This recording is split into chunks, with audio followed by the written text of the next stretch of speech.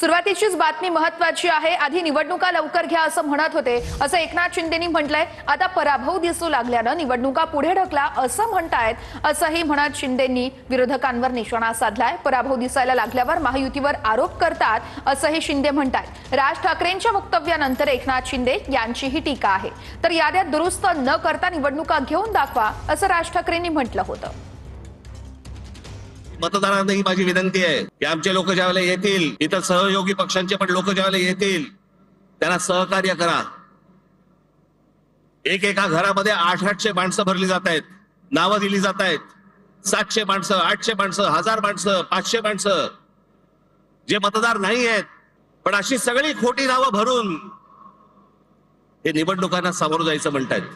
हे ज्या निवडणुका घ्यायचं म्हणतायत ना, हे जोपर्यंत ही मतदार यादी पूर्णपणे स्वच्छ होत नाही, सर्व राजकीय पक्षांचं समाधान जोपर्यंत होत नाही, तोपर्यंत या महाराष्ट्रामध्ये निवडणुका घेऊनच दाखवा।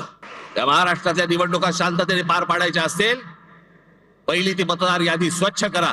जो मतदार आहे त्याचा आदर करा, जो खरा मतदार आहे त्याला मतदान करू द्या। कोण सत्तेवरती येईल आणि कोण पराभूत होईल याच्याशी मला कर्तव्य नाही, पण जे मतदान होईल ते खरं होईल, या दृष्टिकोनात निवडणुका झाल्या पाहिजेत। निवडणुका लवकर घ्या, निवडणुका लवकर घ्या असं म्हणत होते। आता त्यांना पराभव दिसू लागला, त्यामुळे निवडणुका पुढे ढकला असा धोसा त्यांनी लावलेला आहे। आम्ही कधीही निवडणुकांना तयार आहोत। पराभव दिसू लागतो तेव्हा आरोप निवडणूक आयोगावर करतात, महायुतीवर करतात। हा त्यांचा रोजचा धंदा आहे। काय ते सुरसुऱ्या लवंग्या फुटल्या तरी आमचा महायुतीचा ॲटम बॉम्ब आहे ना, तो सगळ्यांचं काम तमाम करेल। त्यामुळे तुम्ही काळजी करू नका, महायुतीच पूर्णपणे लँडस्लाईड मॅन्डेट मिळवून जिंकेल, कारण महायुतीसोबत महाराष्ट्रातली जनता आहे।